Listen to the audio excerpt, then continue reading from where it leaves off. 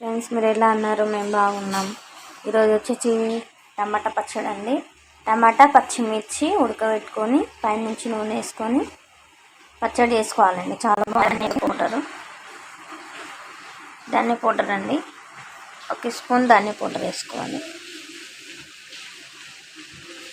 2 స్పూన్లు వేసుకోవాలండి.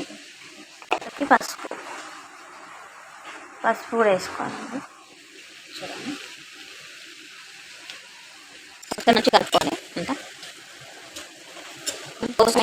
దీనికి బాగుంటుంది. మంచిగా మెత్తగా ఉడకబెట్టుకోవాలన్నమాట. చూడండి ఫ్రెండ్స్,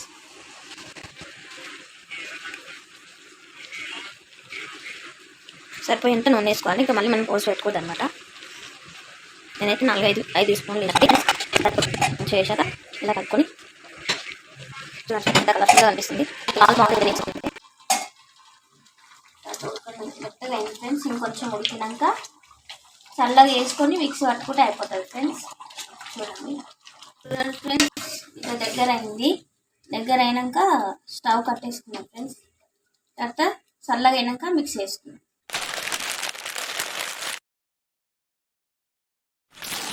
మిక్సీలో వేసుకున్నాను. నేను మిక్సీ పట్టుకోవాలి ఫ్రెండ్స్. ఇప్పుడు మిక్సీ అయిపోయింది. అయినాక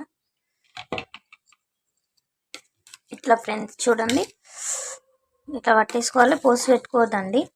వేడి అన్నము, చపాతి, ఇడ్లీ, దోశ అన్నిటికీ బాగుంటుంది ఫ్రెండ్స్. వేరే గిన్నెలో వేసుకున్నాం. ఎంత కలర్ఫుల్గా ఎంత బాగుందో చూడండి ఫ్రెండ్స్. నేనైతే టేస్ట్ అయితే చేస్తున్నాను టమాటా పచ్చడి. ఇంకా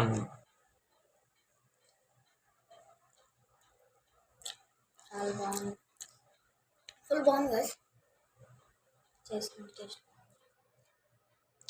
మీరు కూడా ఒకసారి ట్రై చేయండి గైస్, బాగుంటుంది. నచ్చితే లైక్ చేయండి, సబ్స్క్రైబ్ చేయండి, కామెంట్ బాక్స్లో కామెంట్ పెట్టండి ఫ్రెండ్స్. Bye friends.